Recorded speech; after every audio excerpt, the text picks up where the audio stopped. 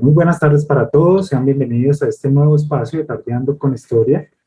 El día de hoy nos van a estar acompañando el doctor Carlos Alberto Cadena, el doctor Mauricio Ortiz y la doctora Mariela.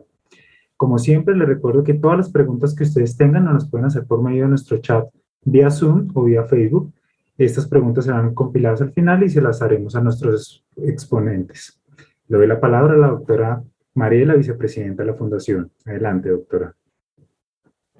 Hola, buenas tardes a todos nuestros amigos de Tardeando con la Historia.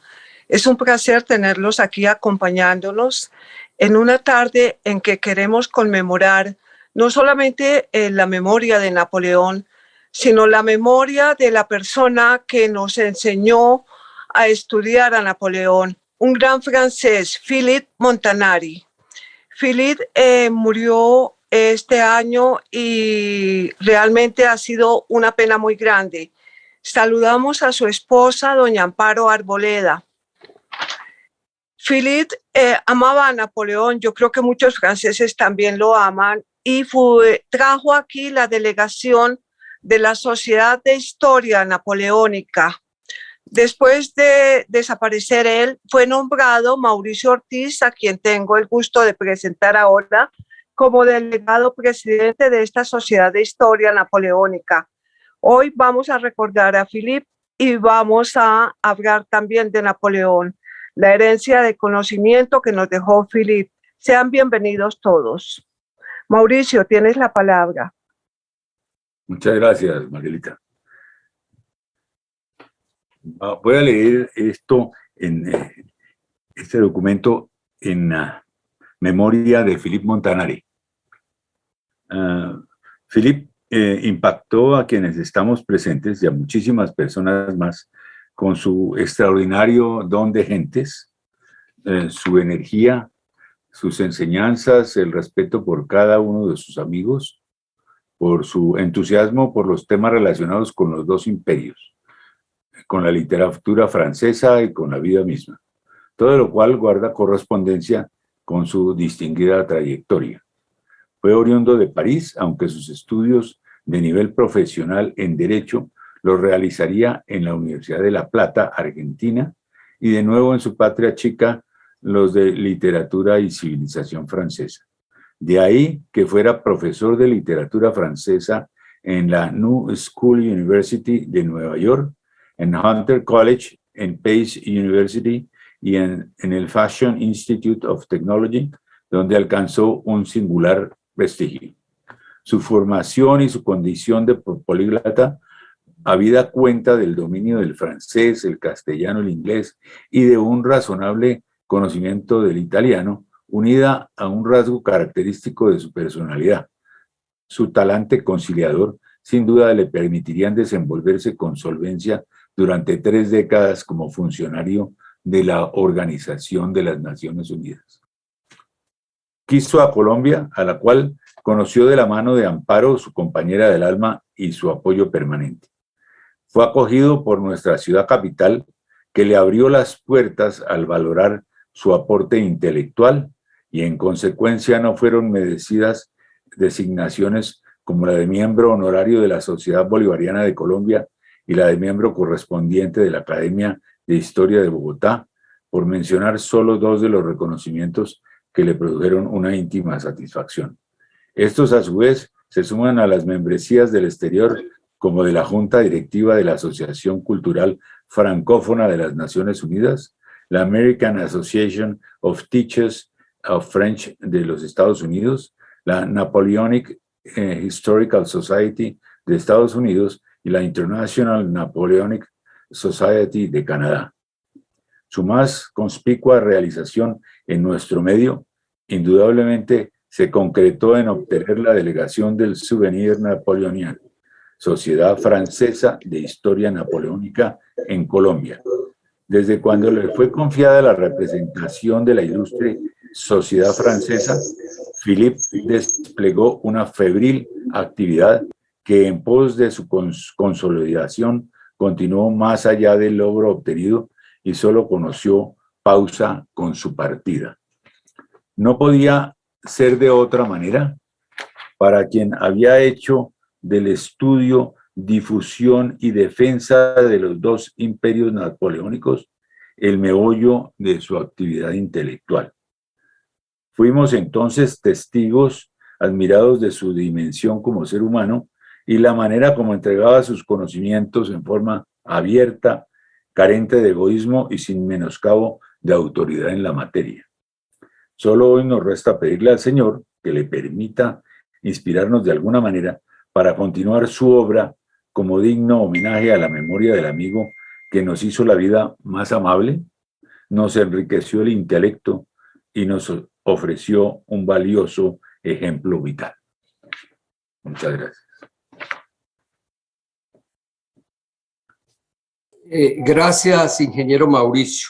Le hacemos este homenaje desde la Fundación Festival Internacional de Historia a nuestro amigo Philippe, ya que desde los comienzos estuvo vinculado con nosotros como conferencista presencial en Villa de Leyva y conferencista virtual.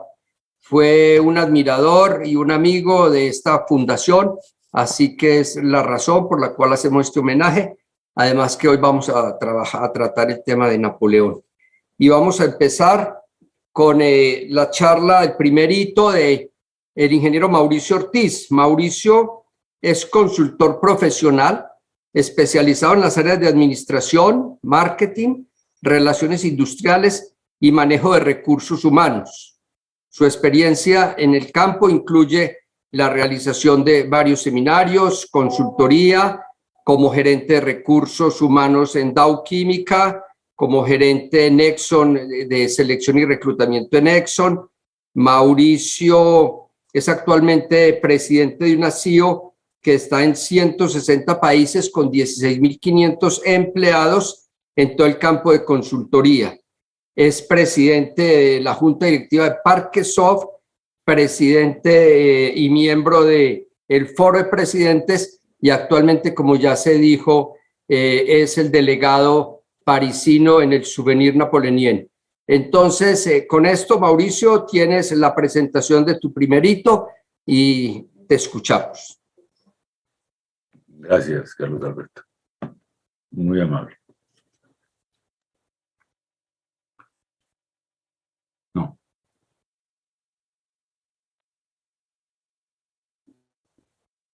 La primera diapositiva, por favor.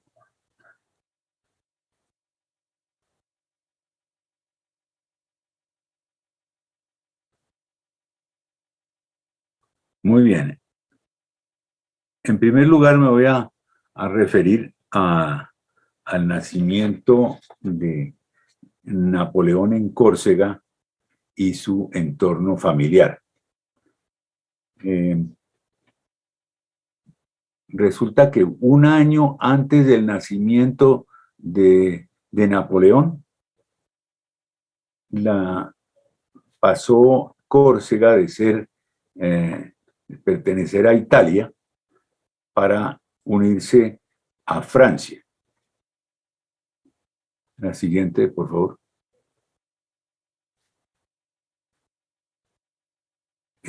Carlo María de Buonaparte era el papá. ¿Me estás escuchando? ¿Me están Sí, señor. Gracias. Gracias. Era de una familia noble de origen toscano, cerca a Florencia. Era de una familia de notarios y de escribanos en la región. Era un abogado muy atareado y con numerosos hijos, 8 hijos. No hizo valer su nacimiento hasta después de su anexión a Francia, cuando la nobleza se convirtió en un medio de obtener favores. Hombre de casta, paciente, inteligente, de valor. Eran propietarios de una villa en Mileli, unas cabras en Bocañano, una plantación de moreras, unos olivares y realmente era una familia que pasaba muchas dificultades económicas. En el 1976 solicitó un certificado de pobreza, atestiguando que no poseía medios para educar a sus hijos.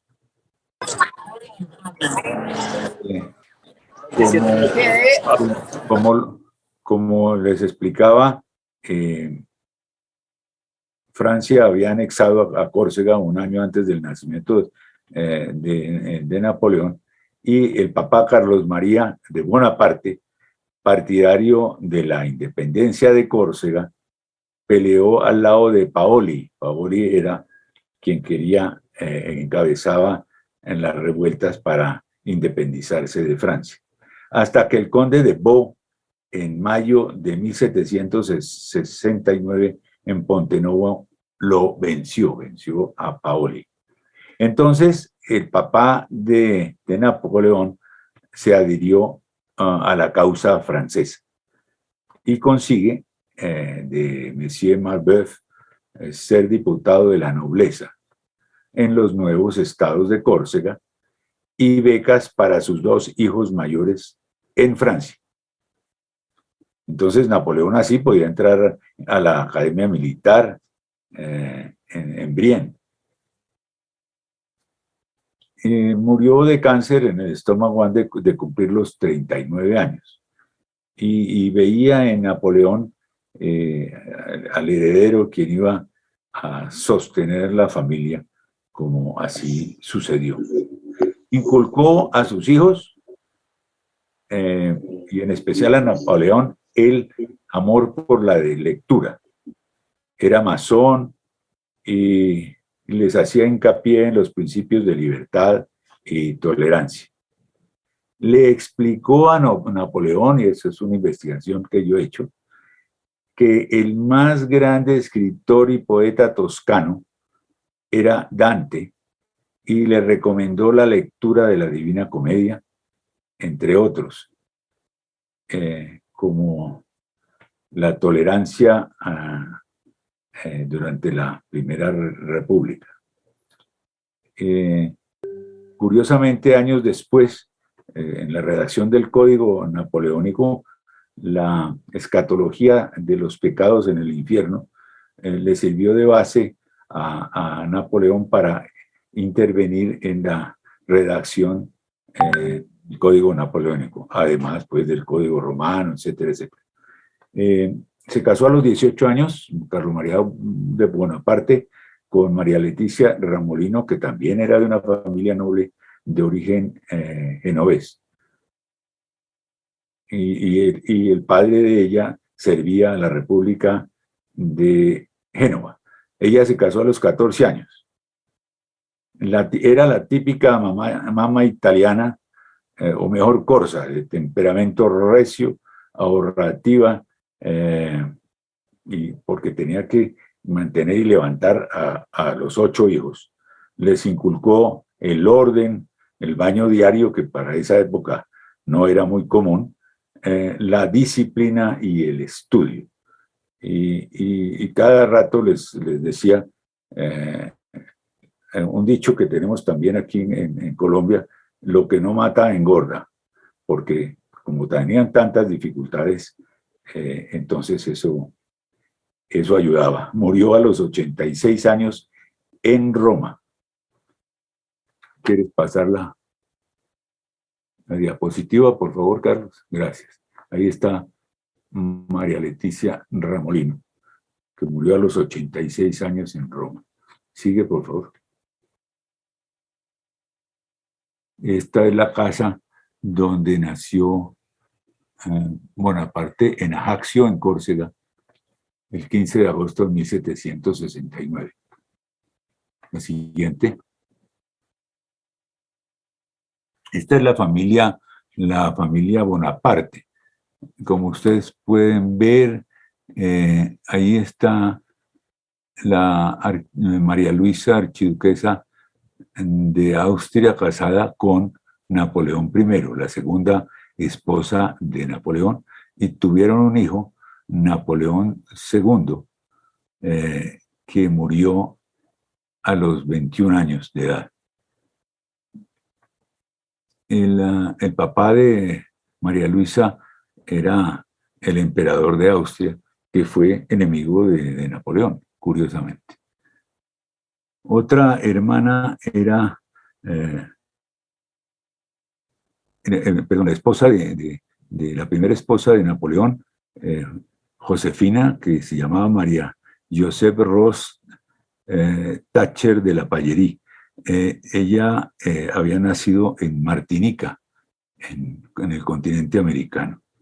Estaba su hermano Luis, casado con, que se casó con Hortense de Beauharnais, que era hija del primer matrimonio de Josefina.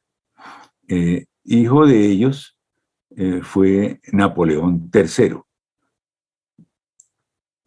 Los otros hermanos, Jerónimo, el actual príncipe Napoleón es descendiente directo de Jerónimo, Carolina, Paulina, que era su hermana preferida, Elisa, Lución y Joseph, que era el mayor de la familia.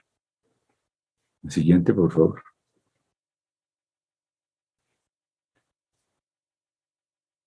Aquí está la familia, papá, mamá e hijos.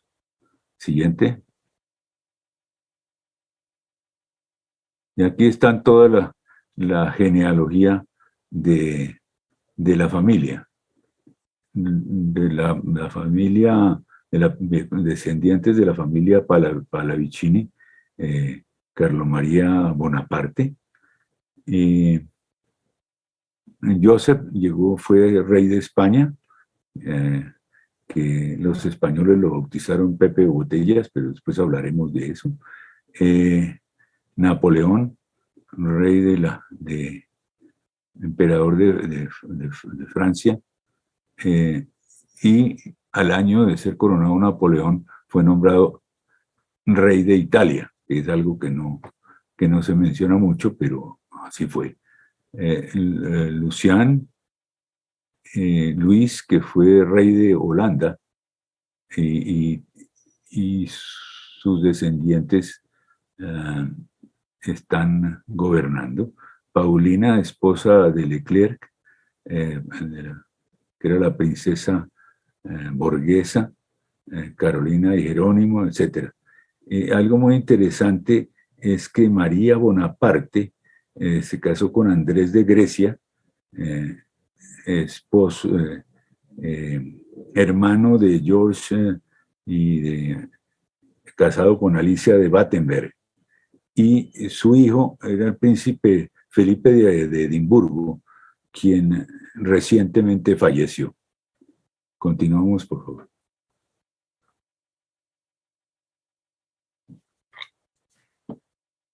A ver, don Carlos. El doctor Carlos Alberto Cadena es ingeniero industrial de la Pontificia Universidad Javeriana, en la que realizó diferentes diplomados.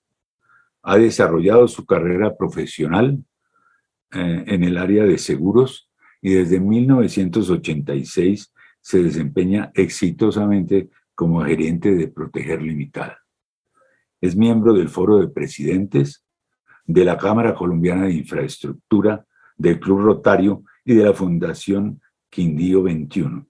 Fue presidente de la Asociación de Ingenieros Javerianos entre 2006 y 2008, miembro del Consejo Directivo de la Facultad de Ingeniería de la Pontificia Universidad Javeriana entre el 2008 y 2010. Adelante, Carlos. Gracias, Mauricio. Por favor, Carlos.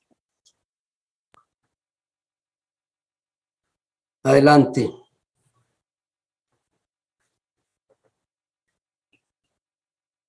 Adelante.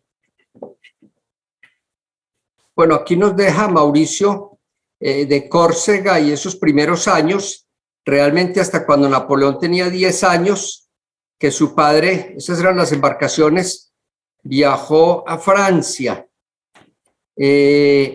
Realmente solamente viajaron los dos mayores, Joseph y Napoleón. Joseph tenía 11 años y Napoleón tenía 10 años cuando emprendieron este viaje buscando mejores latitudes económicas y mejores porque había una absoluta pobreza allí. Sigamos. Napoleón, sigue, Carlos, por favor. Entonces, todos estos son resúmenes de varias bibliografías, de varios libros que he sacado, que he traído para ustedes. Voy a ir leyendo algo y voy a ir comentando lo que es esta primera juventud temprana desde los 10 años y su ingreso a la Academia Militar, que fue fundamental. Ya lo dijo Mauricio, es miembro de una familia de 8 hijos, sin ningunos recursos en Córcega. Su padre, ya lo dije, fue acompañado de estos 2 hijos mayores y se embarcan directamente a Versalles. El rey Luis, ahí no dice, pero es el rey Luis XVIII, le concede un donativo de 2.000 libras a Carlos, a su padre, y una beca para los hijos. Napoleón, ahí había una opción de hacer una carrera militar o meterse al seminario, y Napoleón eligió la carrera militar y entró a Brienne, en Le Château. Napoleón, ya empezamos a mirar su carácter, es un adolescente solo, taciturno, hosco, nunca ríe y a ojos de sus compañeros parece un salvaje. Se decide a aislar y levanta una empalizada que le adjudicaron en el jardín de la escuela de Brienne de 1 hectárea. Se la adjudicaron para su cuidado, para hacer una huerta, para mantenerla. Inmediatamente a los 2 vecinos, a los 2 compañeros de la academia, los expulsó de ahí, se apropió de esos lotes que tenían la misma área, entonces solo llegar ahí ya era dueño de 1 hectárea completa y a punto de asadón sacó a todo el mundo y no fue capaz nadie, ni los profesores, ni nada que echara un retroceso en eso, y ahí muestra pues realmente ese carácter fuerte, ese carácter de mando y ese carácter de independencia. En ese sitio, desde muy temprano, su tema fue, ya lo dijimos, las lecturas, pero las lecturas de los clásicos. Leía Plutarco, la vida de los grandes héroes romanos, a todos los españoles, a Voltaire, a Rousseau. Bueno, en fin, fue un lector mientras todos los estudiantes estaban en lo que se hace en una academia o en una universidad, mientras todo el mundo está en una vida más relajada. Napoleón siempre en su austeridad y en su manera de ser no perdía un minuto de su tiempo y estaba preparándose porque sabía que había sido elegido y que tenía un destino. Así lo dice en muchas partes, se llamaba el hombre con destino. Adelante, Carlos.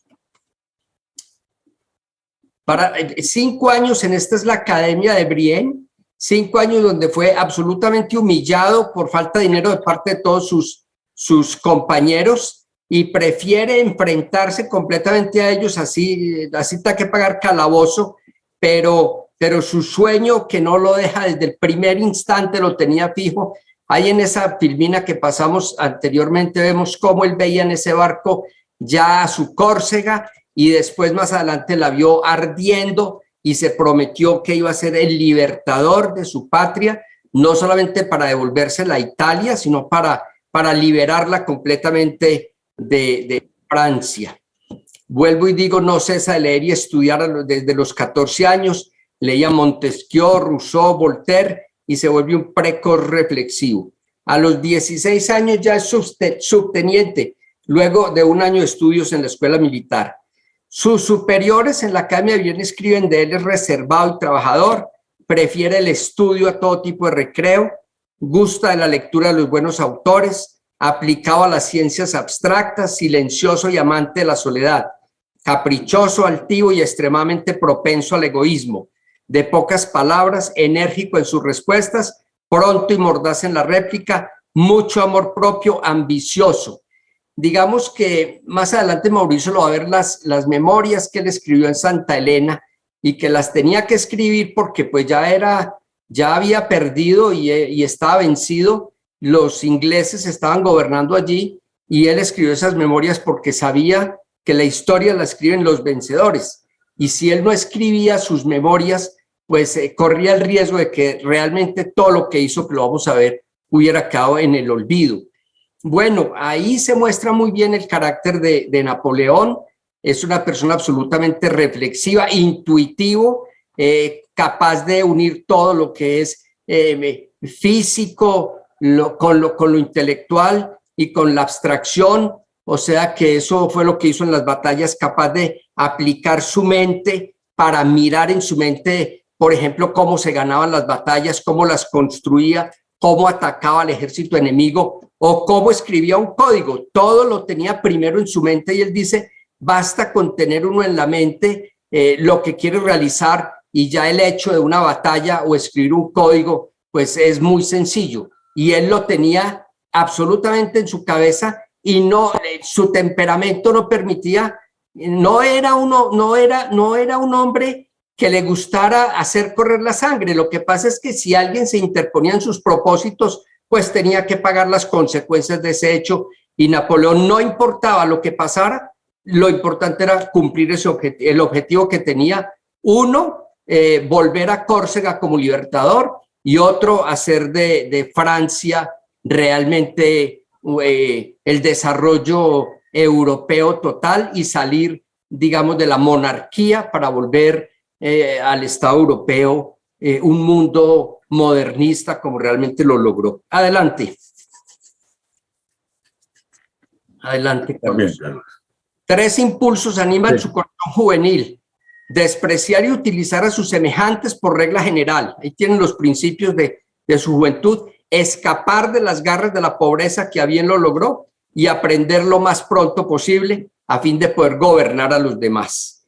Leía con juicio, con todo entusiasmo, además en un sitio muy pobre donde vivía cuando estaba estudiando en un café billar. Allí se pasaba en ese mezanín en los tiempos estudiando. Además se quejaba de que el golpeteo de las bolas en el café, en el cafetín, no lo dejaba concentrar, pero no tenía forma de pagarse otra pensión. Estaba obsesionado con Córcega y con su libertad, y luego llevaría la famosa escarapela roja de libertad, igualdad y fraternidad de los masones y de la libertad francesa. Napoleón no fue masón, su padre fue masón, Joseph fue masón, pero Napoleón, pues a pesar de conocer los principios y las doctrinas masónicas, nunca perteneció a ninguna logia, pero fue invitado a muchas de ellas. Así que ahí nace todo lo que es la Revolución Francesa, el inicio del modernismo, el acabar con la monarquía, que fue uno de los logros que realmente dejó Napoleón. Adelante. Bueno, nuevamente, Mauricio, entonces vamos a Italia, las batallas. Continúas. Sí, cuando estaba en la Academia de Brienne, participó en un concurso cuyo premio era 1.200 libras y no lo gana, pero entonces escribe: ¿qué verdades y qué sentimientos importa más inculcar a los hombres para su felicidad? Este joven militar es militar, político, literato, es todo a la vez. Todo el libro que pasa por sus manos, toda experiencia la capitaliza. Y en 1789, ustedes recuerdan la Revolución Francesa, entonces él como militar deja de ser militar para la monarquía francesa y pasa a la revolución francesa como militar.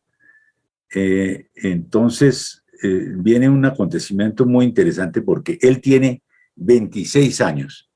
En el mes de junio de 1793, la familia Bonaparte estaba en la miseria. Estaba retrasado su ascenso, todavía oficial subalterno. Entonces, estaba el ejército de Cartó, estaba en Tolón y fue reducido por los monarquistas borbones, que todavía prestaban resistencia. Y entonces Cartó puso sitio a Tolón, pero llamó en su que había llamado en su auxilio a los ingleses. Los insurrectos de Tolón habían llamado a los ingleses.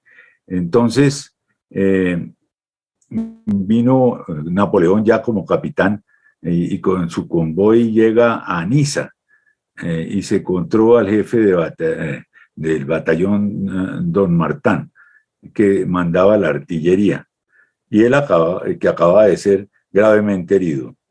Entonces, Salicetti, con quien Napoleón había hecho causa común, una causa porque también era de Córcega, entonces le recomienda unirse y tomar el mando de la artillería para combatir a los insurrectos.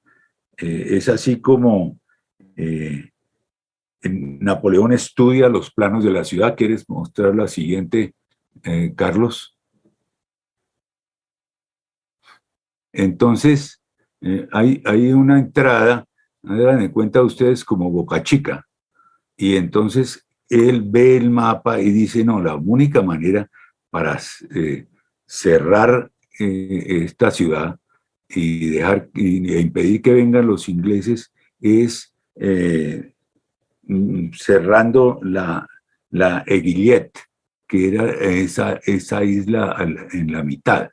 Entonces, como punto, era preciso apoderarse porque dominaba toda la rada de entrada. Cartó le pareció un buen plan y permitió que el capitán cerrara el paso a los ingleses. Logró con esto vencer la revolución, la revuelta que habían formado los bonapartistas e impedir la entrada de los barcos ingleses. Eso fue un éxito inesperado porque desde el monte Caire que aparece ahí bombardeó, como era experto artillero, bombardeó a los buques ingleses. Ese monte Caire queda en la isla esta de la Eguillet. Y pues sigue por favor. Entonces el día 17 de diciembre la Eguillet cae y saca a los navíos ingleses y es nombrado como general por la victoria de Tolón. Tenía 26 años, recordemos. Entonces fue algo muy importante que definitivamente impulsó la carrera y le mejoró sus ingresos porque él a la hora de la verdad sostenía a toda su familia. Siguiente. En ese año se casa con Josefina de Beauharnais.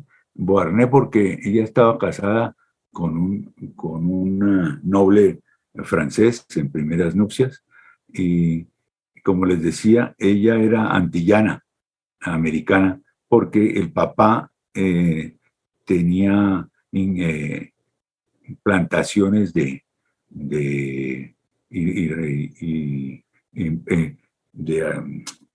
caña de azúcar que exportaban a Francia y de eso vivían. Ella se trasladó a Francia, se casó con Beauharnais, se separó de él y se casó con Napoleón, porque desde el primer día que la conoció, él quedó absolutamente enamorado de ella.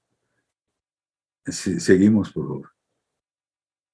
Ese mismo año, la revolución encabezada por Agustín de Robespierre, le pidieron que tomara el mando de la artillería del ejército de Italia, porque conquistar Italia para aprovisionar con ella los ejércitos y para procurar dinero para la República es una idea que los convencionales han tenido. Y en cuanto a atacar a Austria por la Lombardía y a tomar de revés al imperio germánico, los generales de la monarquía lo habían proyectado antes de la revolución.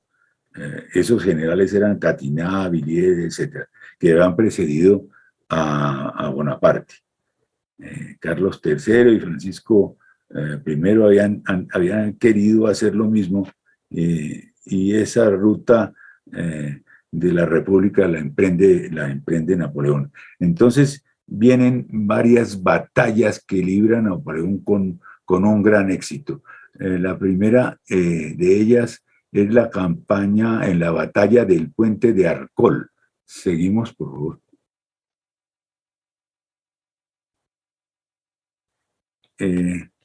Y ahí podemos ver el puente de Arcole.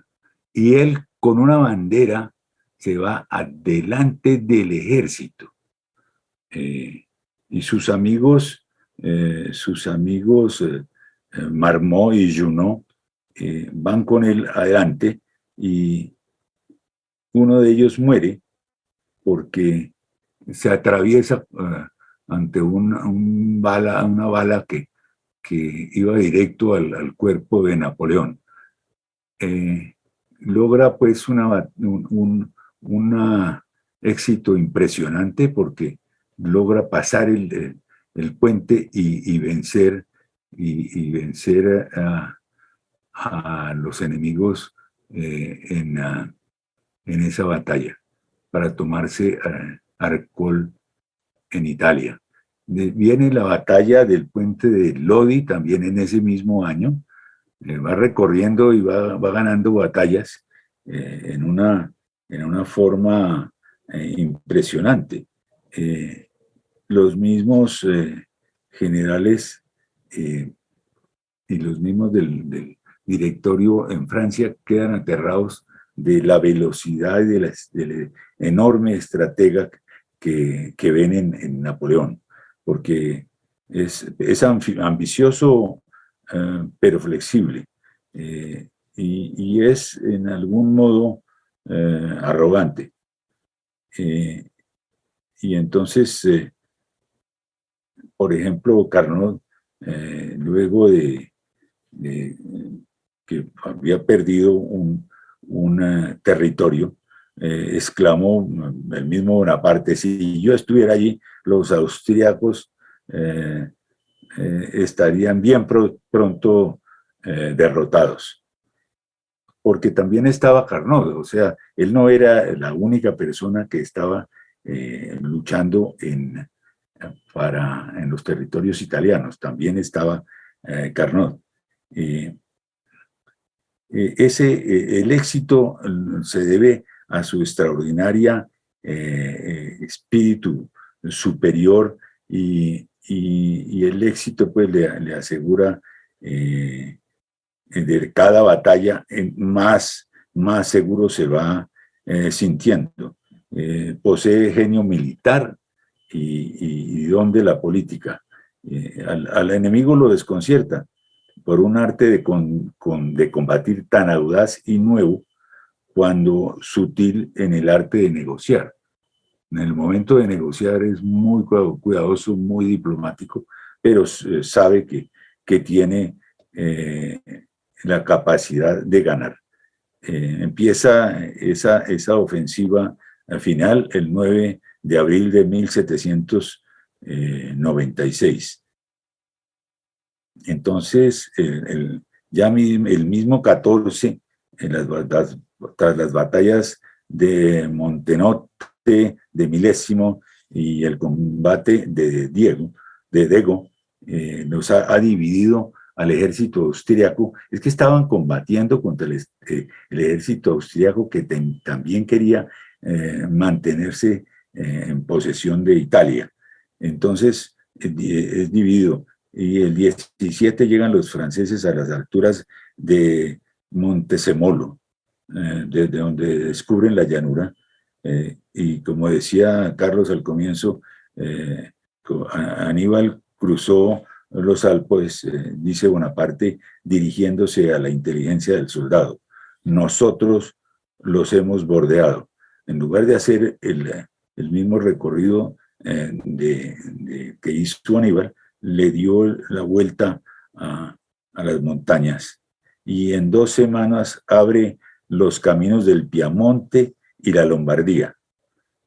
El rey Víctor Amadeo pidió la suspensión de hostilidades y Bonaparte la concede. Se dirige a los piamonteses y les hace una alianza con ellos.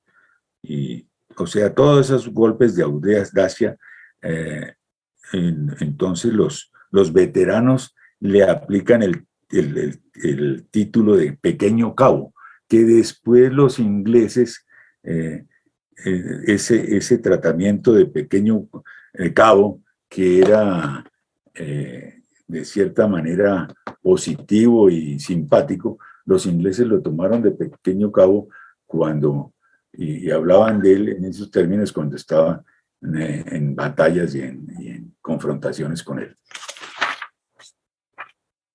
Sigue, Carlos, por favor.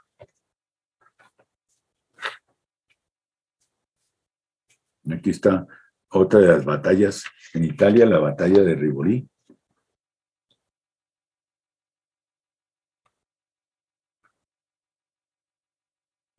En fin, conquista Italia y logra sacar a los austríacos, al emperador austriaco, que después sería su suegro. Increíble. Continuamos, Carlos, por favor. Carlos Alberto. Ok, gracias. Sigue Carlos Mateus, por favor. 27 años triunfador en Italia, y qué triunfo contra 2 imperios. Sigue, Carlos. Bueno, ahora voy a hablar un poco de las elecciones y el nombramiento como emperador de los franceses y su posterior coronación. Un hito en la historia de la humanidad por las formas como se dio esta coronación, por la forma como se dio esta coronación y por la forma como se hizo elegir emperador. Este ha sido un acontecimiento que va a ser definitivo para fundar todo un imperio. No hay un plan definido de Napoleón, como nunca lo tenía. No había un plan sistemático. Él iba actuando, como lo dicen estas batallas, de acuerdo a cómo iba viendo el movimiento, de acuerdo a lo que se iba presentando. Pero mire la frase que acuñó, decía: no irá lejos el que sabe de antemano dónde quiere ir. Esto pues para contárselo a los ingenieros, a los de programación, a los matemáticos, pero es que Napoleón de matemáticas tenía todo el conocimiento, de lógica, todo, pero de arte también. Funcionaban los 2 lóbulos cerebrales de una manera perfecta, sí, o muy avanzada, muy avanzada. De modo que también dicen, si Napoleón se hubiera dedicado a la política o a la administración, tal vez hubiera sido el hombre más grande en el mundo por las cosas que dejó, que ahora vamos a ver, pero la parte militar y su empeño por generar ese imperio, pues lo llevó a que no se tuviera en pelos para arrasar lo que tuviera que arrasar, queriendo ser igual a los grandes de la antigüedad. Y cuando hablamos aquí de los grandes de la antigüedad, pues nos estamos refiriendo a Alejandro Magno, tomando su lugar en la historia para superarlos. Él lo decía, tenía forzosamente que aspirar al título de emperador. El título de rey ya no le servía, porque ese título de rey era el que estaba combatiendo. Ese título estaba desgastado, decía él, y el título de emperador es más grande, impresiona la mente de las personas, de modo que por esa razón él mismo decidió coronarse como emperador. Con ese título sabe que puede dominar a los hombres, y lo mismo que con la Legión de Honor. O sea, nadie que haya estudiado la historia pues es ajeno a saber que quien realmente tiene organizaciones como la Legión de Honor, que generan respeto, por lo menos para ellos, que generan magnificencia, pues eso a los hombres, a la humanidad le gusta, y sin entender el intrínculo casi que se arrodillan y se plegan a los llamados de hombres de la Legión de Honor, o hombres que se llaman emperadores. Todo queda arreglado en unos días sin ninguna planeación, y en el Senado tiene muy pocos enemigos. que fueron sus enemigos hasta el final. Sigamos, Carlos. Un hermoso día de mayo se presenta para elecciones de voto popular y la nueva constitución es promulgada el mismo día. Todo es llevado con rapidez y precisión, como si se tratara, y esto lo conocemos muy bien aquí en Colombia, de agregar un nuevo articulito a la constitución. Joven emperador de 34 años se dispone a cambiar de nombre por tercera vez. Todos se inclinan ante él y lo llaman Siré. Ahora lo vuelven a llamar con ese nombre de su lengua natal, Napoleón, y firma ese día por primera vez como Napoleón I, emperador de los franceses. Sabe que le falta una corte y la va a constituir con profesionales y cortesanos del mismo antiguo régimen. Es lo que pasa, es lo que pasa. Siempre los que entran a gobernar con muy buenas ideas, a veces no tienen la gente preparada y tienen que tomar de lo que viene, o por muchas razones políticas que se analizarán dentro de los regímenes, pues le tocó a Napoleón gobernar con la gente que estaba. Eso sí, nombra a toda su familia, la deja organizada como se montó en lo primero y funciona con proletarios y burgueses que lo han seguido a su ascensión. Ahí marca una diferencia con la monarquía absoluta y empieza a gobernar el pueblo. El emperador antaño simple teniente se llamará Napoleón, el nombre que adoptó el 2 de diciembre de 1804 cuando se hace consagrar como tal. Esta pintura que estamos viendo aquí es bien importante porque se ha hablado mucho de que le quitó la corona de las manos al Papa a él coronarse como emperador, pero eso no fue así. No fue así porque fue un acuerdo que hizo el poder religioso con el poder político y el poder económico, de tal manera que no podía Napoleón sujetarse al gobierno que ustedes saben en esta época era absolutamente fuerte. La iglesia mandaba en todo y aquí Napoleón quería zafarse precisamente no solamente de la monarquía de los reyes, sino también pues de la parte religiosa y del Papa, de modo que lo siguió reconociendo. Esas eran las audacias de Napoleón y que lo permitió el Papa. No excluye del todo a la iglesia, porque pues en ese momento con la fuerza que tenía en Francia hubiera sido, no hubiera servido para los resultados que quería alcanzar, pero tampoco permite que sea el gobierno religioso el que lo corone, sino que se corona él mismo, porque no hay una autoridad superior que la dé en el mundo para poderlo hacer. Esta coronación aquí no estuvo presente su madre Leticia. Sin embargo, en otras pinturas que se ven en varios museos, aparece la mamá de Leticia como si estuviera en la coronación. Realmente no estuvo allí, fue agregada con posterioridad, porque es imperdonable, y para Napoleón, con esa cercanía que ya después veremos que tuvo con la mamá, lo acompañó en todas partes, en todo momento. Leticia fue una influencia enorme para el emperador, pues no quería que en ese cuadro no estuviera su madre y por eso se mandó a incluir posteriormente. Aquí hay historiadores eminentes como el doctor Rodrigo Llano, Mariela Vargas con nosotros, y pues voy a decir algo que habrá que revisarlo con la historia. Entiendo que Bolívar no estuvo en la coronación de Napoleón, no fue invitado, no tuvo tarjeta de invitación en Notre Dame para esa coronación, pero parece que estuvo en los desfiles externos. Sí hizo presencias Bolívar allí, pero no como invitado. Y esto será tema de otra conversación más adelante. Me gustaría otro conversatorio con Rodrigo, con los historiadores, para mirar cómo fue la influencia de Napoleón en Bolívar, cómo influyó en la vida de Bolívar Napoleón. Pero ese es otro tema. Y lo que estoy diciendo son anécdotas que nos gusta oír. No hay nada escrito que pueda decir que Bolívar estuvo en esa coronación, pues ahí dice afuera, pero bueno, de todas maneras sí influyó notoriamente, definitivamente Napoleón en nuestra independencia al influenciar a Bolívar, que estaba en Francia precisamente. Sigamos, Carlos.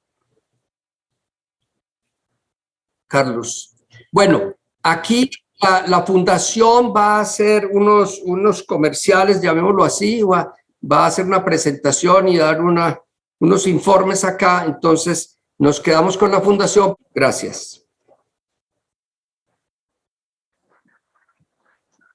Bueno, yo aquí fascinado desde Red Banks en Estados Unidos, para Carlos Alberto, para Mauricio, un saludo muy especial por esta conferencia fantástica que están haciendo en este momento sobre Napoleón.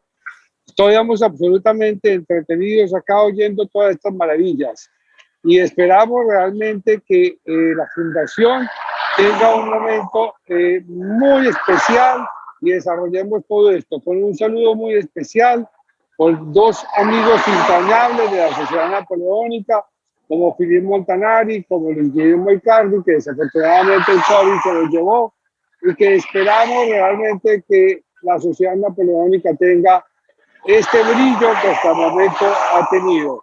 Muchas gracias, de verdad, Carlos Alberto, muchas gracias, Mauricio, y esperamos seguir siendo esos aliados estratégicos fuertes de la Sociedad Napoleónica. Muy amables. Adelante, Rodrigo. Bueno, Carlos,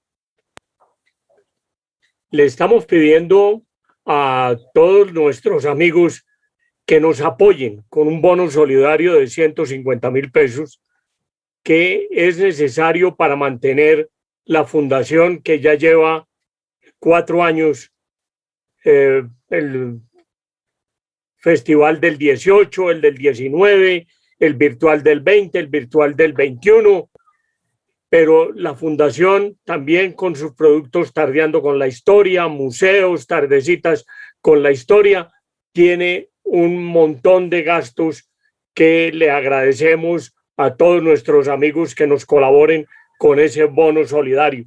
También puede ser comprando el libro. El libro vale 58.000 pesos más el envío.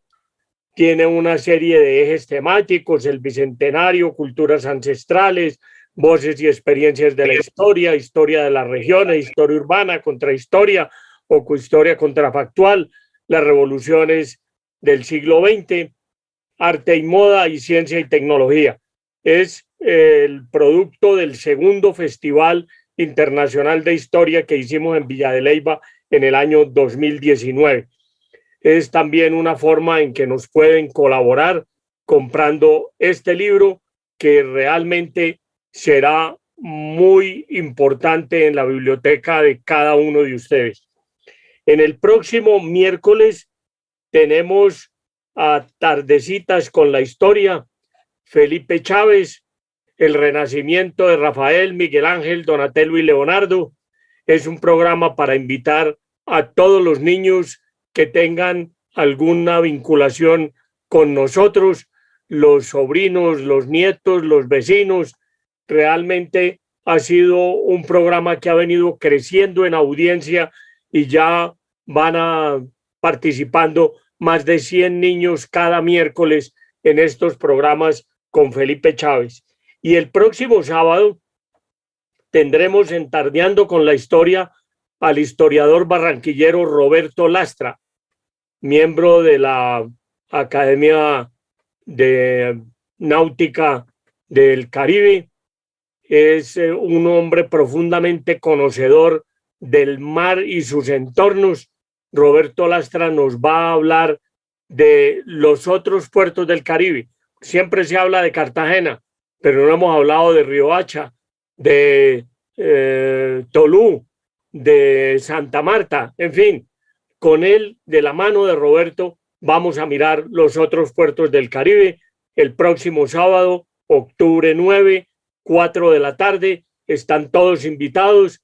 Muchísimas gracias y podemos seguir con la charla.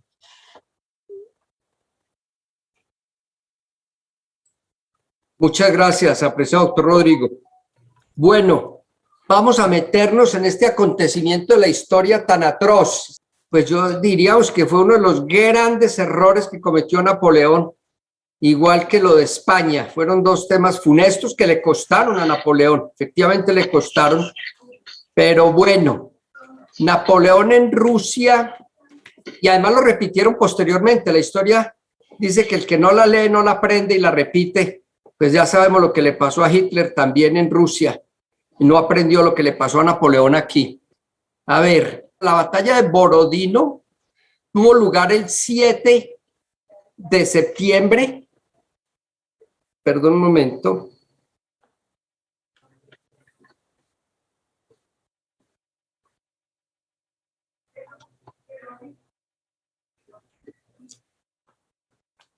Tuvo lugar el 7 de septiembre de 1812 y es bien conocida como la batalla del río Moscova. Fue una de las mayores, ya lo digo, y más sangrientas batallas de las guerras napoleónicas, enfrentando cerca de 250.000 hombres. En esa batalla se enfrentaron el emperador Napoleón I de Francia y el ejército del zar Alejandro I de Rusia. Este Alejandro I de Rusia habrá que leer la historia porque fue un hombre que realmente se le atravesó a Napoleón, lleno de diplomacia, de política, todo le decía que sí, estaba de acuerdo con todo. Tuvieron una reunión en un barco y acordaron todo lo que iban a hacer, pero siempre Alejandro I se salió con la suya.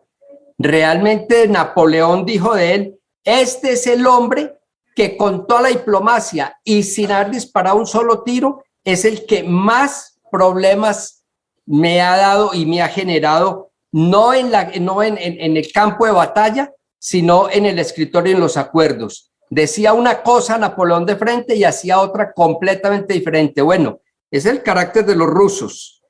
Napoleón sufría fiebres durante el transcurso de la batalla y esto pudo haber hecho que quisiera acabar la batalla en un solo día, enfrentando de frente las tropas, cosa que no era su plan habitual. Los rusos adoptaron la política de retroceso, tan conocida en otras batallas, y ya sabemos que van retrocediendo y van incendiando y van generando estragos, pasan por Moscú dejando todo incendiado. En Moscú no encuentran absolutamente nada los ejércitos que aparentemente iban conquistando, ya hasta llegar a San Petersburgo, Leningrado, y realmente encontrar un desastre en todo. Entonces, cuando se iban a proveer de alimentos para las bestias, para los animales y para los ejércitos, pues no encontraban nada. Esa es una de las estrategias aplicada varias veces en Rusia, y cuando ya Napoleón aquí se demora unos meses para tomar la decisión de regresar, no lo hace, pues se encuentra con lo que se ha conocido como el General Invierno, que finalmente, además de los rusos, fue quien terminó derrotando de una manera abrumadora a Napoleón, y además por primera vez. Los rusos adoptaron, retomo, la política de retroceso y de los territorios quemados. Oigan esto, por favor, la pérdida en esta batalla fueron enormes. Los franceses aseguran haber perdido 28.000 hombres en una batalla y los rusos 44.000. Una sangrienta batalla que dejó todos esos cadáveres y a los soldados desordenados luchando en total confusión. Hay otras fuentes que citan hasta 50.000 muertos de los franceses. Alrededor de 8.500 hombres cayeron durante cada hora de aquel fatídico día, el equivalente a una compañía completa cada minuto. Con Moscú, que era una ciudad construida en madera, completamente incendiada, poco había que hacer. Así Napoleón ordenó retroceder, y en la retirada, que fue demasiado tarde con el invierno ruso, fue imposible sostener más de los 100.000 soldados franceses. Napoleón se retiró el 19 de octubre tras solo 6 semanas de ocupación. Las tácticas de guerrillas rusas hostigaron constantemente a los franceses en la retirada, asaltaban y rompían las unidades francesas. Las guerrillas es lo que aquí sí conocemos de sobra, lo que hacían, y es que sencillamente pues atacan en el momento, en el punto, lo hacen con las tales minas, o lo hacen y hace que el ejército se desbandara completamente. Pues esto fue tan absolutamente atroz que de 600.000 hombres que llevó Napoleón a Rusia, regresó con 50.000. O sea, ustedes han visto ya estas batallas como eran cuerpo a cuerpo. Esto fue una cosa sangrienta, 8.000 hombres muertos cada hora. Bueno, fue una batalla realmente atroz. Son las historias de la humanidad que a veces no comprendemos, pero que han sucedido y que han estado escritas allí. Este retrato también es un hecho, la primera vez que se ve a Napoleón así, en esa condición tan deplorable, con su bota puesta en los tambores que tenían que dar, era los tambores de la victoria. Mire cómo quedan y mire la posición de Napoleón, entendiendo con su inteligencia perfectamente qué era lo que había creado. Este es uno de los errores de Napoleón, sin duda, por lo cual es muy criticado en la historia también y con razón. Sigamos adelante, Carlos, por favor. A ver, un segundo. El suministro de alimentos se hizo cada vez más dificultoso y los soldados empezaron a desertar. Las praderas rusas carecían de pastos para caballos que al no poder alimentarse morían. Miren ese caballo en el que ha montado Napoleón, pues esto da grima, da tristeza. Además, sufrieron hipotermia, congelamiento en pies y piernas y en los brazos, lo que ralentizaba la marcha del ejército que debía movilizarse a pie. Esto lo quise pasar así porque es poner nuestra imaginación a lo que estaba ocurriendo aquí en 1812 y poderlo leer y poderlo revisar para hacer casi que una composición del lugar y entender lo que pasó aquí en este momento. El cruce del río Beresenia lo llevó a una nueva gran derrota. Las divisiones rusas atacaron y aplastaron a la parte del ejército francés que no había cruzado el río. El 14 de diciembre de 1812, los franceses fueron definitivamente expulsados del territorio ruso cuando el zar Alejandro I les ofreció la oportunidad de alistarse en sus filas. Solo 58.000 de los hombres de Napoleón sobrevivieron en la campaña rusa, poco más del 20% del total. En resumen, alrededor de 1 millón de muertos, 1 millón de muertos, divididos casi a partes iguales entre rusos y franceses. Además, los franceses perdieron casi 200.000 caballos y más de 100.000 piezas de artillería. Tampoco fue el fin de Napoleón. En los meses siguientes reclutaría un ejército y 400.000 franceses apoyaron con 250.000 de soldados para disputar el control de Alemania en una campaña aún más larga. Así terminaría luchando por la defensa de Francia, que terminaría en 1814 en su primer exilio forzoso tras perder la batalla en París. Pues bueno, ya es que estas cosas es bueno mostrarlas así porque miremos la catástrofe que sucedió acá, en el paso, en el cruce de ese puente y en la forma como batallaron estos hombres. Pues realmente no se sabe ni siquiera Napoleón cómo fue, que fue capaz de sobrevivir a esto y contarse entre los 50.000 hombres que regresaron a París a conformar un ejército más grande que el que tenía en Rusia, como ya acabamos de decir así, con los franceses, el cuerpo civil, y además con un ejército de 250.000 hombres que volvió a organizar. Bueno, creo que aquí nos damos una idea muy general para dejarles a ustedes el entusiasmo de leer algo de Napoleón y leer estas batallas, porque pues vale la pena aprender de todo lo que pasó aquí. Sigamos, Carlos. Antes de darle la palabra a Mauricio nuevamente para que cierre con la isla de Santa Elena, su final, la isla de Elba es una isla de origen volcánico con una superficie de 225 kilómetros, 29 kilómetros de ancho, 200 kilómetros de largo, situada al oeste de Italia y perteneciente a la provincia de Livorno. Forma parte del Parque Nacional del Archipiélago Toscano en el Mar Tirreno. Es una belleza de isla que no ha sido bien tratada por el turismo. No mucha gente quiere ir prefiere las islas, digamos, del sur de Italia y prefiere otros sitios, pero en este momento la isla de Elba está retomando un buen nombre y ya hay muchas excursiones que invitan a los turistas allí y está preciosa, de modo que vale la pena a los que se animen, que quieran conocer más de Napoleón, visitar esta isla. Durante el siglo XVIII, italianos y franceses se disputaron esta estratégica isla hasta que quedó en manos de Napoleón el 4 de mayo de 1814. En ella reinó hasta 1815, 11 meses exactamente. Le cuentan los días. En este periodo, mire lo que hizo, mire el talante Napoleón. Construyó 2 residencias enormes y hermosas, la villa de San Nautino y la villa de Muligny, hoy un museo. Durante civilizaciones ocuparon esta isla griegos, etruscos, cartagineses para apoderarse de los yacimientos mineros.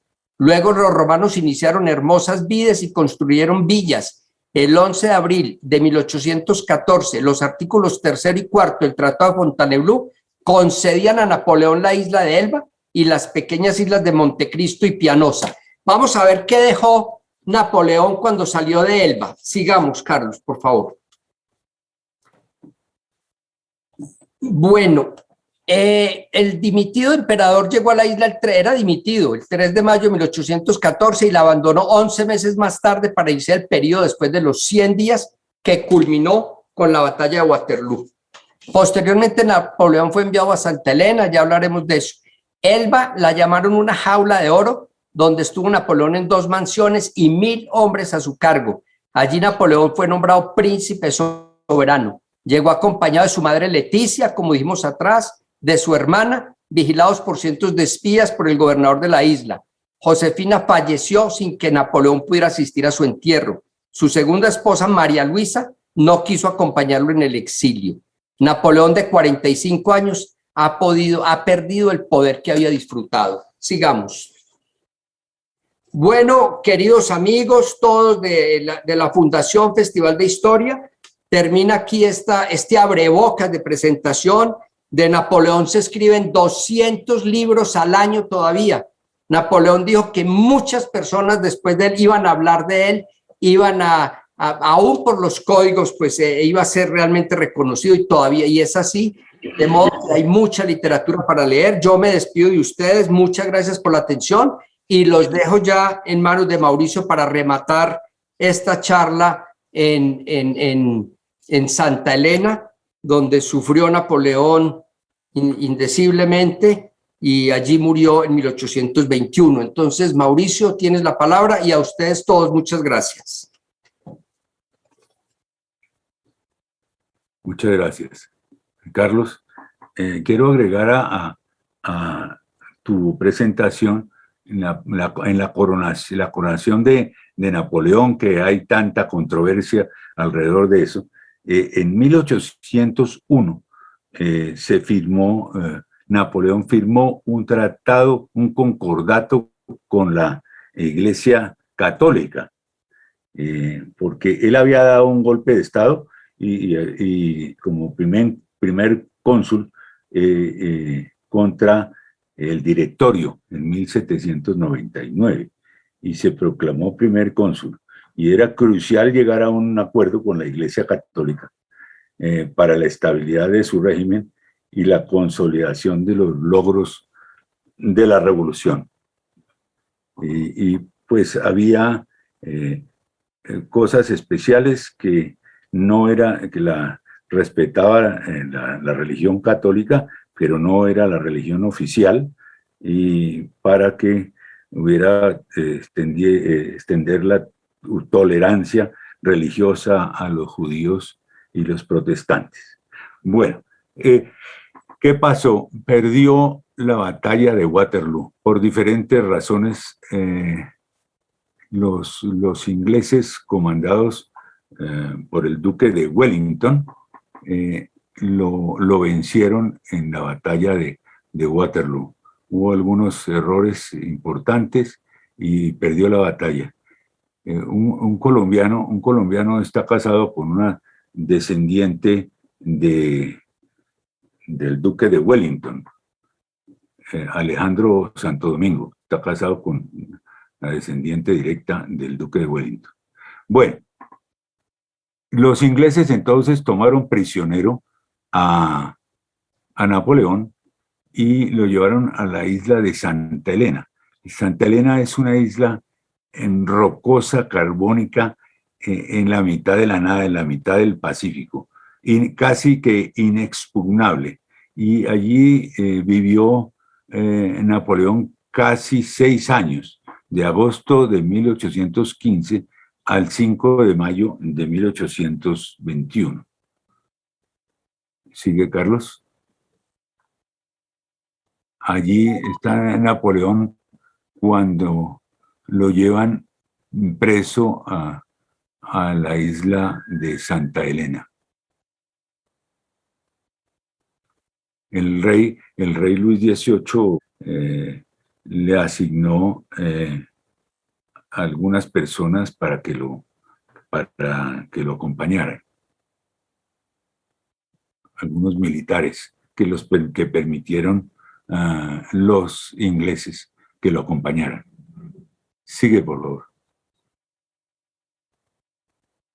Allí dicta, como decía Carlos anteriormente, le dicta a su biógrafo Lecas, le dicta sus memorias, porque él mismo decía que si él no las contaba, pues iba a haber mucha confusión, pero como también lo decían, la historia la escriben los triunfadores. Entonces, él aprovechó esto. Hay un libro que se llama Las Memorias de Napoleón, donde aparece pues toda esa biografía que dictó a su biógrafo Lecas. Sigue, por favor. El médico de Napoleón era el doctor Antomarchi. Sus descendientes directos están aquí, es la familia Wills. También están las planchas anatómicas escritas por el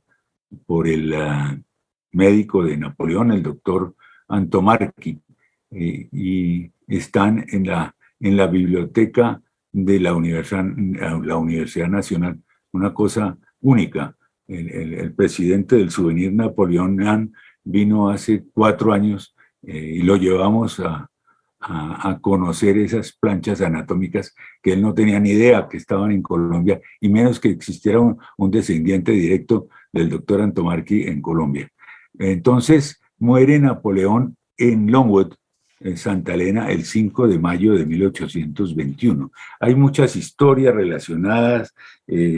Los franceses, algunos franceses de la época, que los ingleses habían envenenado a su emperador, algún investigador americano dijo que sí, que efectivamente en los cabellos de Napoleón aparecía cianuro, y lo que pasa es que eso lo hicieron para conservar los guardapelos que existían por ahí, pero realmente murió de cáncer en el estómago.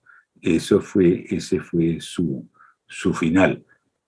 En Longwood, que era un lugar en la isla de Santa Elena, donde está hoy día se conserva la casa, y donde estuvo enterrado varios años antes de hacerle un entierro formal en París con todos los honores. Bueno, no hemos mencionado muchas cosas importantes, muchos hitos, como algunas batallas importantes como la de Austerlitz y otras batallas en el continente europeo. Pero esperamos más adelante poder conversar sobre estos otros aspectos de la vida de Napoleón. Y quiero comentarles algunos aspectos de su legado. Uno, el Código Civil, el primero. El otro, pues creó los liceos y educación formal para los niños. Permitió que las mujeres entraran a la universidad a estudiar enfermería. Creó el Banco de Francia cuando él fue cónsul. En un año le dio la vuelta a la economía francesa, creando el Banco de Francia, y creó la Bolsa de Valores de Francia, y modernizó París, le puso acueducto y hizo algunas construcciones importantes que su sobrino, el hijo de Lucien, iba a concluir con el barón de Haussmann. Bueno, hasta aquí, muchas gracias por su amabilidad y la atención de todos ustedes. Muy amables, gracias.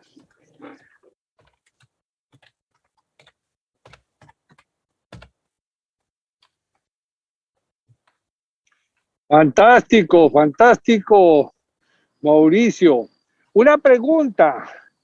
Cuando Napoleón se encontró con Alejandro I en la balsa, Alejandro I le dijo a la esposa que si Napoleón no hubiera sido una mujer, se hubiera enamorado de ella. Y eran muy amigos. Además, se entendían a la perfección Alejandro I de Rusia y Napoleón. ¿Qué desbarató esa amistad? Sí, es cierto, ellos fueron muy buenos amigos y él fue muy buen amigo de la emperatriz Josefina cuando Napoleón se divorció de ella porque no le había dado un heredero y se casó con María Luisa. Las circunstancias políticas, como bien decía Carlos Alberto, entre los planes del zar nunca estaba que Napoleón fuera a invadir a Rusia. Pero ellos habían hecho muchos tratados y el zar no cumplía nada. Entonces, Napoleón cuando regresó de la isla de Elba, desde que llegó en barco que estaba escondido mientras el general que lo cuidaba de los ingleses se fue para Italia. Entonces él aprovechó y llegó a Francia, conformó un ejército, porque veía que Alejandro I le sonreía mucho, pero nada efectivo, o sea, todos los tratados que habían firmado, todo lo que habían hecho. Entonces dijo, bueno, voy a llevar la revolución hasta Rusia. No se nos puede olvidar que él era el jefe de la Revolución Francesa, si se quiere decir. Y así empezó su fulgurante carrera. En 15 años dominó el mundo y cambió el mundo de la época. Mauricio, Entonces, dime. perdón, mira, digamos que estoy de acuerdo contigo y a Carlos decirle, pues vamos a referirnos a Stefan Zweig en su libro de Napoleón, que me parece que puede ser mencionado como bibliografía, y Zweig dice claramente que la estrategia de este Romanov, que no era, los Romanov tuvieron grandísimos hombres, pero también tuvieron unos petardos allí, y venían antes de Alejandro I, realmente pues emperadores o zares rusos que traían a Rusia en decadencia, pero Alejandro I cambió un poco el tema allí y fue un enorme zar, fue en todos los, así como Napoleón también tuvo que ver con el desarrollo en todas las áreas rusas, y Stefan Zweig dice claramente que como era inteligente Alejandro, tuvo esa estrategia con Napoleón, lo convenció de que era su gran amigo, que todo lo que Napoleón decía era absolutamente cierto y se iba a llevar a cabo, pero nunca le cumplió nada a Napoleón, y esa es la razón por la cual, y lo está diciendo Mauricio claramente, Napoleón se insertó en estos territorios rusos donde no estaba planeado todavía, puede que más adelante, porque pues quería conquistar el mundo, pero en este momento no. Así que Alejandro I fue un gran zar, un hombre estratega, y aquí lo mencionan claramente que esa batalla fue toda orquestada y organizada premeditadamente por Alejandro I. Digamos que Napoleón dijo claramente que ese era un gran hombre, que había que medirse mucho en sus palabras porque era de una inteligencia superior el zar Alejandro I. Otro comentario, estamos abiertos, tenemos unos pocos minutos todavía, o alguna otra pregunta, estamos aquí abiertos a conversar con ustedes también. Si alguien quiere. Yo quiero hacer una pregunta sobre el influjo de Napoleón cuando ocupó Egipto. ¿Eso cómo pudo verse? ¿Fue una victoria militar? ¿Finalmente debió desocupar Egipto por los acosos de la revolución. ¿Qué pasó ahí en esa ocupación de Egipto? En la A ver, campaña, Mauricio. en la campaña de Egipto fue una campaña para consolidar la Revolución Francesa y hacer cambios importantes en el Estado egipcio. Sirvió también para que Napoleón llevara muchísimas cosas y tesoros importantes para Francia. Ustedes saben que en el Museo del Louvre todo lo que hay de Egipto es impresionante. Inclusive el obelisco que está en una de las plazas en París, pues lo llevó. Y otra cosa importante que hizo Napoleón fue llevar a Champollion y a expertos en egiptología. Y fue así como que pudieron hacer excavaciones y entender mejor qué había sido Egipto y qué había sido el imperio egipcio 5.000 años atrás. Entonces, llevó muchas cosas importantes y descubrió realmente el mundo Egipto para el mundo. Eso tuvo consecuencias. Y la campaña, ¿por qué se hizo? Para consolidar la Revolución Francesa. A ver, Mauricio, pues para nadie es un secreto que Egipto es la cuna de la sabiduría y del conocimiento antiguo. Y de las excavaciones y de todo el tema de la antropología y de todo el tema de la astronomía. Bueno, Egipto es realmente de la historia humana, allá están los vestigios y allá es donde están realmente las primeras culturas. Así que Napoleón estaba muy influenciado, ya lo dije yo acá, por los masones, y la masonería aún en ese tiempo ya era fuerte, y en Egipto tenían, digamos, conocimientos ocultos, y hemos dicho que Napoleón era un estudioso, un gran estudioso de todos los temas, y bueno, puede ser especulación, pero él iba detrás de esos grandes secretos de la humanidad, de la forma como se hicieron esas pirámides, porque pues eso también matemáticamente está demostrado que fue hecho por hombres, y Napoleón pues era una persona con todos estos temas, pero bueno, finalmente con estrategias para llegar a ser lo que fue. No era ningún extraterrestre, ni ningún extraterrestre hicieron tampoco las pirámides, pero Napoleón iba detrás de ese conocimiento, detrás de esa cultura, detrás de apropiarse de las tradiciones antiguas que estaban en Egipto, y efectivamente, como se está diciendo, las llevó a París y enriqueció las bibliotecas y enriqueció los museos franceses. De modo pues que donde iba no dejó nada. Ese es otro tema, como dejaron los españoles aquí, por lo menos dejaron Napoleón en ninguna parte, y lo habíamos comentado anteriormente en otras reuniones. Napoleón donde iba solamente iba a conquistar, a sacar lo que le era necesario y útil, como ya lo dijimos acá también, para sus propósitos, pero nunca iba con la intención ni de dejar una cultura, ni un legado, ni un estudio. Lo que hizo lo hizo para Francia y lo hizo para su imperio, pero no se involucró con otros imperios porque era un verdadero conquistador. Me perdonan una última pregunta. Sí, señor. ¿Cómo fue que se fraguó el golpe del 18 Brumario?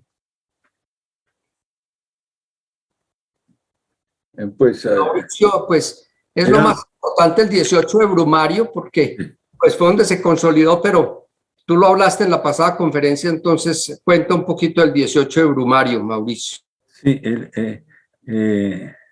él hacía parte de un triunvirato, eran cónsules que habían sido elegidos por el directorio, pero el directorio de cierta manera dificultaba mucho el poder gobernar a Francia, porque había muchas discusiones, mucho debate, era muy complicado y los mismos cónsules no sabían qué hacer. A él lo habían elegido como primer cónsul. Entonces decidió dar un golpe de Estado en 1789 en 1790, sí. Y entonces, en 1799, perdón. Y entonces derrocan y hacen un golpe de Estado y sacan a todos los del directorio de la Revolución Francesa, porque habían destruido prácticamente Francia. Francia estaba totalmente arruinada. Cuando llega primer cónsul y después como único cónsul, como decía anteriormente, logra cambiar la economía en un solo año. Los franceses no lo podían creer. ¿Por qué? Él creó el Banco de Francia y entonces los antiguos, los franceses ricos y gente que había sacado sus capitales regresó. Y otra manera de atraerlos era con la Bolsa de Francia, y donde había completa seguridad para que invirtieran en empresas y en industrias y en negocios, y entonces pues le dio la vuelta a Francia totalmente. Entonces el golpe de Brumario fue muy importante en ese sentido y consolidó el poder de Napoleón. Por eso Talleyrand le dijo al primer cónsul, como tenía en contra a los demás países europeos gobernados por monarquías tradicionales, entonces le dijo, mire, la única manera para que los reyes y emperadores de Europa lo respeten es que usted se haga emperador. Y entonces él dijo, bueno, puede ser, pero solo si hay un plebiscito entre los franceses y si los franceses aceptan ese cambio. Entonces vinieron las elecciones y ganó por 3.500.000, no sé cuánto, de las personas que podían votar en la época, que representaban el 94%. Entonces él se proclamó emperador no de Francia, sino de los franceses. Eso es. Muchas gracias, Mauricio y Carlos Alberto. Con mucho gusto. Con mucho gusto, sí. Bueno, son las 5:30, creo que hemos sido atentos y rigurosos con el tiempo, Mauricio, entonces le entregamos pues la palabra ya a la dirección de la Fundación Festival y nuevamente gracias por su compañía y su atención. Muchas gracias. Muchas gracias a todos. Agradecemos muchísimo la participación de Mauricio Ortiz, presidente de la Delegación Histórica Napoleónica, y a nuestro compañero de Junta Directiva, Carlos Alberto Cadena. Ha sido una charla interesantísima. Napoleón siempre dará y da de qué hablar, y eso que todavía no hemos hablado de la influencia que tuvo en nuestra América y en la libertad, en la independencia. Para todos nuestros acompañantes, muchísimas gracias. Los esperamos el próximo sábado. Abrazos para todos. Feliz semana. Muchas gracias. Muchas gracias.